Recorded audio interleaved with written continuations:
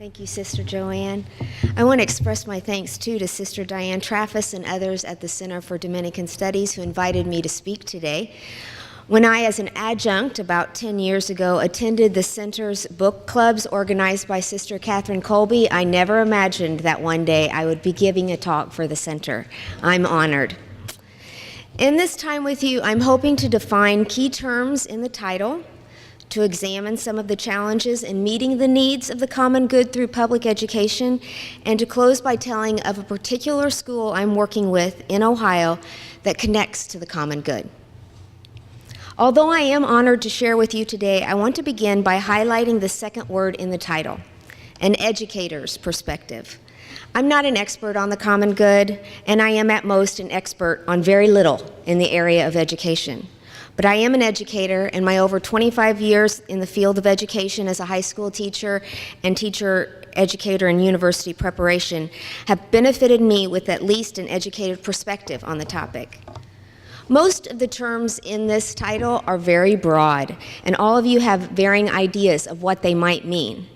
For the purpose of this speech, I'm going to pick all the definitions to allow me to talk about what I know the most. So feel free to exit the room as I limit the topic and don't choose the one reason you'd come to hear this speech. As a former high school teacher in the public schools for 11 years and one who taught at 2 public universities prior to coming to ODU, and as one whose teaching load prepares the majority of teacher candidates to work in the public schools, I'm choosing to focus on education within the K-12 system in the United States. Other education types and places such as private school, parochial school, higher education, global education, they're all important, but some limits need to be set. The common good is the key idea for this year's thematic focus, and previous speakers have used the definition of the common good from Gaudium et Spes. Quote, the sum total of social conditions which allow people, either as groups or as individuals, to reach their fulfillment more fully and more easily. Soon after this part of the definition of the common good is given in the text, education is listed as one of those things, quote, necessary for living a genuinely human life, end quote. The title of the document comes from the first line, the joys and hopes, Gaudium et Spes. It says, the joys and the hopes, the griefs and the anxieties of the men of this age, especially those who are poor or afflicted in any way, these are the joys and the hopes, the griefs and anxieties of the followers of Christ.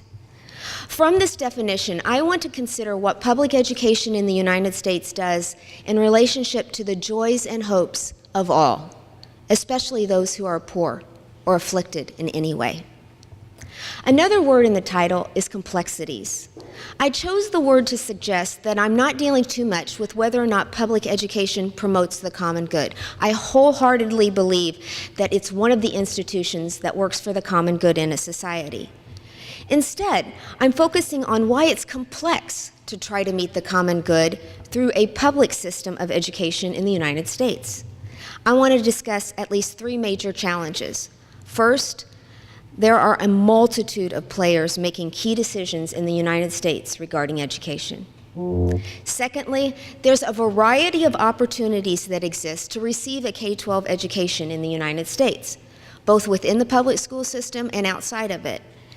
And 3, the equality of opportunity to attend school in the United States does not equal equity of investment in that public service for all students. Let's go to the first challenge. There are a multitude of players who make key decisions in the United States regarding education. When they established particular responsibilities for the federal government to promote the good of this new land, they left the establishment of public education outside the list of federal responsibilities. Our system favors the sharing of power between the federal level and the state and local levels. In this matter of giving states and local entities control of education, the United States is truly unique. Most countries have something like a Ministry of Education for the entire country, where the major decisions for the country are decided and set forth as policy. I experienced this dramatically when I was in graduate school, and I became friends with Runapa from the country of Thailand. When I went to attend her dissertation defense, I found out that she was preparing to go home and write curriculum for her entire country. I was hoping to prepare teachers at a small liberal arts institution in the Midwest. No one writes curriculum for the entire United States. Although the constitutional clause provide for the general welfare has led to federal government involvement, particularly in the last 50 years, originally the federal government's involvement was simply the giving of millions of acres of the public domain to the states for the purpose of education. Overall, in the United States, education is the right of the state. By the 1930s, states had some form of compulsory education, and the common school movement, started in Massachusetts by Horace Mann, was part of the national landscape for the northern states and the Midwest by the time of the Civil War, and for the South, too, before the turn of the 20th century. According to educational historian William Reese, a wide range of activist citizens assumed that the common good common school, publicly funded, free, and in theory open to everyone, was central to the common good for an improved society. Reese notes, only through universal public education could the children of the expanding nation learn mainstream majority values as well as core knowledge, which was deemed essential to introduce children to the best sources of wisdom from the past while preparing them for sober responsibilities of life in a free society. But trying to create an institution that works for all has been the challenge of the common school since its inception. We may be prone to believe that arguments over what should be taught, over what should be qualifications for teachers, over the variation in the qualities of schools for the rich or the poor, that they are recent phenomena, but they are not. Reese writes, the key challenge of public education, he, Horace Mann, the founder, said in 1849, was to make something common excellent, good enough for the richest, but open to the poorest. Fast forward then from 1849 to today, and let's consider some of the entities involved in this unique school system in order to better appreciate the complexity of working for the common good in the education system of the United States. Let's start at the local level. Education at the local level in the United States includes multiple stakeholders. The most important include local school boards, superintendent, principals, teachers, teachers' unions, parents, students. Let's take one of those stakeholders and consider their responsibility. School boards set policies for operating the schools. They adopt the budget. They approve expenditures. They approve school organizational patterns. They approve textbooks and curriculum. And they approve hiring and firing of personnel. There are about 600 school districts in Ohio. That's one portion of the local government of one of the 50 states in the United States. Another way to look at the complexity is to consider an area that crosses over the federal, state, and local levels of government. Let's take the area of curriculum, or what should be taught. We don't have federal curriculum standards, as most countries do. Instead, we have a federal set of laws that regulate an assessment for every child, which relates to the curriculum. And instead of federal curriculum, we have, for a majority of states, they follow a type of national curriculum called the Common Core State Standards, which were created by a task force composed of commissioners of education, governors, corporate chief executive officers, and recognized experts in higher ed. Today, still about 35 states use those standards, but some states don't use those standards. They use their own standards. So each state decides their standards and then creates tests that correlate to the standards. The state creates the list of accepted textbooks. Then teacher teams or committees choose the textbook. But then the teacher gets a chance to make curricular decisions at the classroom level. And the school board and the parents can also weigh in on curricular issues. This could go on and on. But what I want to impress upon us is the multiple individuals or groups that influence what gets taught in a single classroom in a school in the United States. A second challenge is the variety of opportunities that exist to receive a K-12 education in the United States, both within the public system and outside of it. Unlike some public services, such as healthcare, where let's say you're going to have your wisdom teeth removed, such a service usually involves a dentist and a dentist office. But there are many different ways and places to finish 10th grade. The student might attend a brick and mortar school, or a public online school, or a public charter school, or a private school, a parochial school, or be homeschooled. Almost all parents value education for their children, but the diversity of options disperses that support for the varied schools among all the options. Some in the United States do not see the need to work to address the challenges of providing for the common good in the school systems because they're not using the services. It can be challenging to use something for the common good when the use of it is not something everyone has in common. David Laborie, in his essay, No Exit, Public Education as an Inescapably Public Good, references an idea by Albert Hirschman in his book, Exit, Voice, and Loyalty. Hirschman says that those who participate in an organization they find is unsatisfactory may choose to respond by exiting that organization or by staying and voicing any dissatisfaction.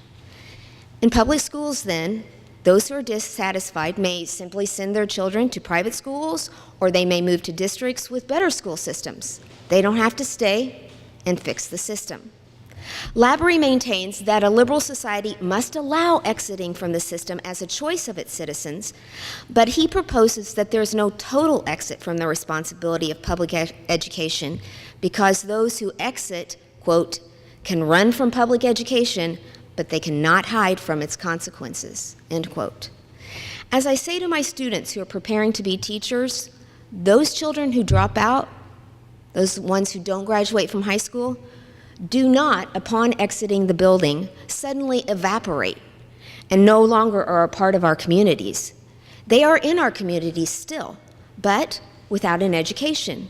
And they, along with those who do graduate but receive a poor education, still rightly retain the right to vote and influence our communities and our state and our nation. As Laborie notes, and I agree, we must allow the exit because it's part of our value system, the right of choice to participate, the right for parents to make choices in relationship to their own children. But the challenge becomes valuing a system in which we may give our money through taxes, but we don't participate. I want to pause here to note that I understand this complexity, even on a personal level. I recently considered sending my daughter to a Christian school because I liked the small community, I liked the reinforcement of her faith and the academic policies, and I may select the school in the future. Right now she's in a public school. However, it's not because she's not in a good school district. She is. But if she were in a school district where her needs were not met, or she was not safe, or I felt that they were working against things we value, I would hesitate very little to remove her from the school system. My older sister, after 25 years as a teacher in a public school, is now a counselor in a public school in my hometown that's in an area of great poverty. In this year alone, this is elementary school, she's helped as a 4th grade student was disciplined for bringing marijuana to school to sell. She took a mother home who came to pick up her child and was drunk. She recently bought 56 pairs of khaki pants at the local thrift store for children who might need them when they came to school. She weekly packs up food bags for over 40 children to take home for the weekend to have food. That food is sponsored by a local church. She reported 4 children to Children's Services in 1 week. Recently, she had a student who wanted to leave the room, and she and the classroom teacher had to block the door to keep the student from running out of the room. I didn't ask her to tell me all of her most challenging situations. This is just information that comes up in phone conversations. Would I want my daughter to be on the playground with a student who's trying to sell her drugs in 4th grade and to try to learn in a classroom where the student is screaming to be released from the room? Not really. Do I believe it's important that every student receives a quality education? Absolutely. I cannot easily reconcile these complexities. The third challenge. The third challenge is that equality of opportunity to attend school in the United States does not mean equity of investment in that public service for those students. As I noted before, every state has a clause in its state constitution that provides for education in that state. In the Ohio Constitution, the mandate written around 1851 was to provide a thorough and efficient system of common schools. And although there have been multiple cases won in the state Supreme Court declaring that Ohio's system is not providing to all children an education that is thorough and efficient, the legislature has not truly addressed inequities at a local level. However, in Ohio, the funding of public education is the single largest expenditure of public dollars in the state. A look at the major investments of state dollars in Ohio's General Revenue Fund for 2016 and 17 shows that over $22 billion was spent on primary and secondary education. The closest expenditure to that was Medicaid at $9.9 billion, and then higher ed at $5 billion. We would be hard-pressed to argue that the state does not use its fiscal resources for the common good through education. So we are spending a lot of money to work for the common good through our education system. And unlike some countries, all of our students are able to attend school free. We offer free and reduced lunch and often breakfast to students in the schools. We work for full inclusion for the majority of students with special needs. However, not everyone receives the same quality of education. One of the reasons for the inequity is the way we fund schools through property tax. There are various models for financing schools at the state level. The model most used is an equalized foundation model where the state gives a certain amount of money to the child, factoring in the type of students that are in the district. So is it their special need level of students or their English language learners, etc. For most states, the federal contribution is around 10%. About 10% of the money spent on children in education is from the federal level. But almost all of those dollars are earmarked for special groups, like poverty groups or ELLs, English language learners. The local level provides the rest of the money. So in Ohio, the federal gives on average of about 9 to 10%, the state gives about 45%, and the local gives about 45%. However, the low wealth districts do receive from the state more expenditure per pupil according to the needs of the district. So that 45% doesn't go the exact same amount to every single district. The districts are in one of 4 wealth quartiles, and the individuals that are in that lower are given more money from the state. The variation then happens strongly at the local level, where the tax base varies. The results can be more than $5,000 difference of expenditure per pupil. And on the extreme end, it can be more than $10,000 difference per pupil. For example, in 30 districts in central Ohio, you may have a variance from spending $8,995 per pupil to spending $15,818 per pupil. As you may be surprised, one of those top expenditures for pupils, the fourth is Columbus City. They spend $14,174. For Ohio, the districts with the greatest financial challenges are rural districts and small towns because of the tax base issues. With $5,000 extra to spend per pupil in a classroom of 20 children, that's $100,000 that you have extra to spend. Then multiply that times the number of first grade classrooms, the number of schools in the district, and soon you see the inequities. That money could buy a higher quality teacher, perhaps. In fact, I know someone who said that sometimes principals from wealthy districts will find out who the teachers are in the poorer districts and call and recruit them based on money. In order to give you a better picture of the variation of opportunities, I want to show a small video clip.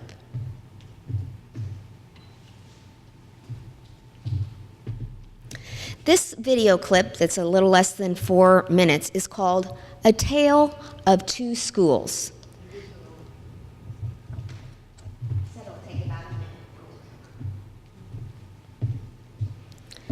It's not set in Ohio. It was recorded in 2009, but it accurately represents that this is more of a national issue regarding school funding. It's not only in Ohio.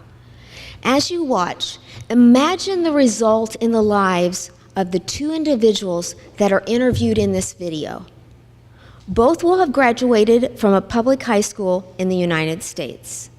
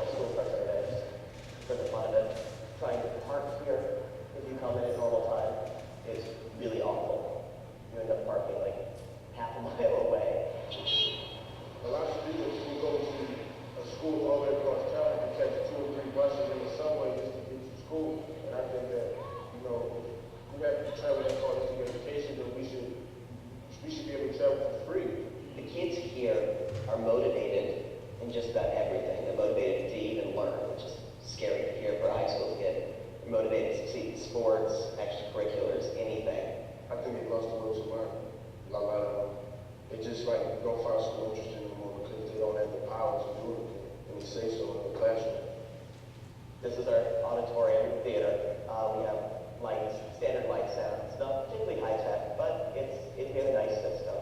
Yeah, so as a matter of fact, like they use this to try to, keep school safe, but obviously it doesn't work because like even when someone walks through and it beeps, like they don't even search them or anything, they just say, okay, walk back through, empty your pocket, that's all they do.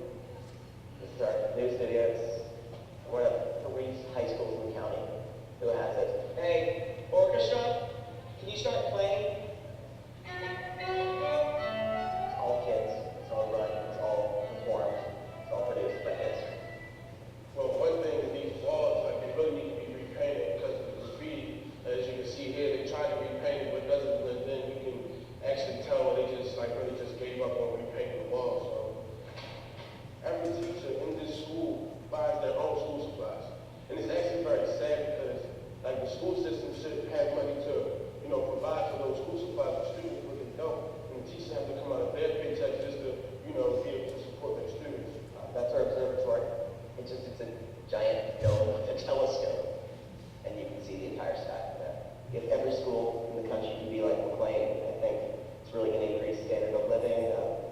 Just going to make things a lot better. Obviously, it's not fair.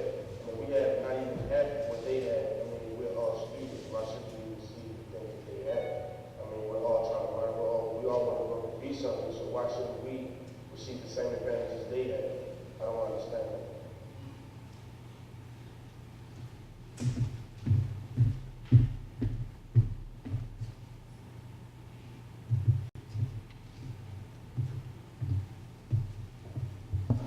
The difference in opportunity is astounding, isn't it?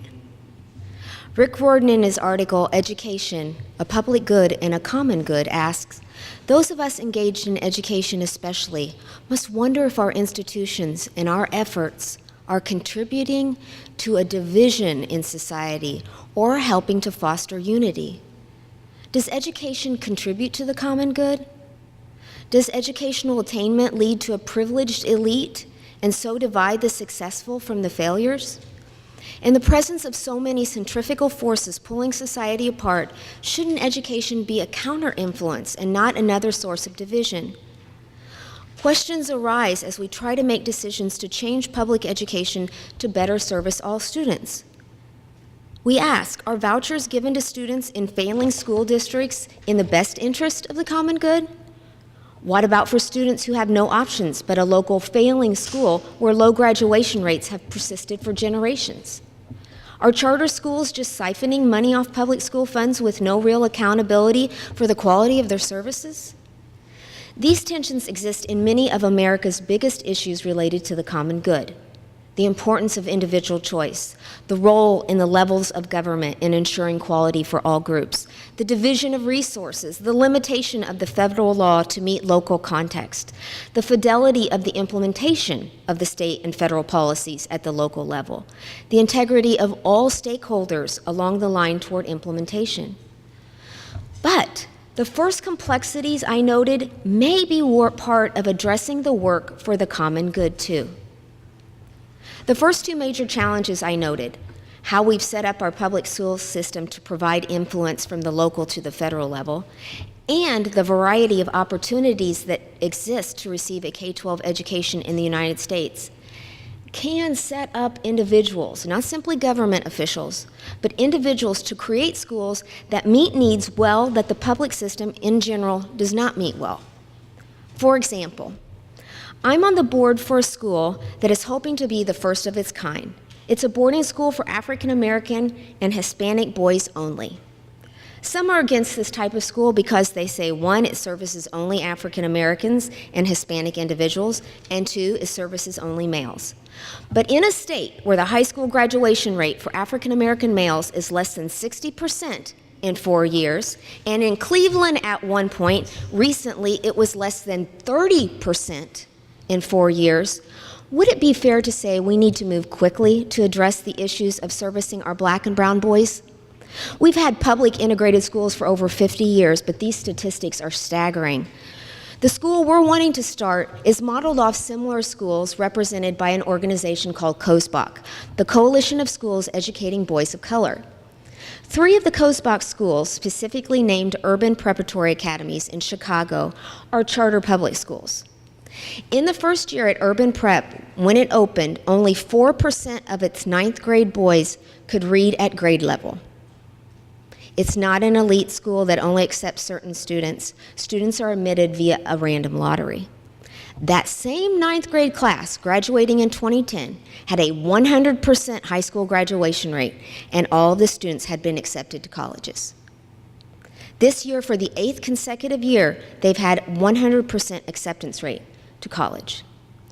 But if you talk with people who work at urban prep academies, they tell you of giving extraordinary effort because they so believe in the schools and they see the successes. To have an entire school with that level of commitment is very rare. But a state mandate or a change in funding, though it may help, cannot generate a change in heart for being willing to serve students who are harder to serve. But their ownership creates the commitment. Do not see this as an out-and-out endorsement of charter schools. Many are as bad or worse than the public schools from which those students come, and the lack of accountability for some charter schools is disheartening at best and sickening at worst. But some of the charter schools are game changers for those students who are not served from the traditional public education system. So if I close by sharing my perspective on public education and the common good, I would say that many of our students in the United States are well served in public education. But when I consider what public education in the United States does in relationship to the joys and hopes of all, especially those who are poor or afflicted in any way, I feel like great hurdles exist, and I feel discouraged. Still, I see glimmers of hope, like the urban prep academies, that make me feel like we are beginning to leverage our uniquenesses as a system to contribute to the common good for some who have not been well served by our public education. Thank you.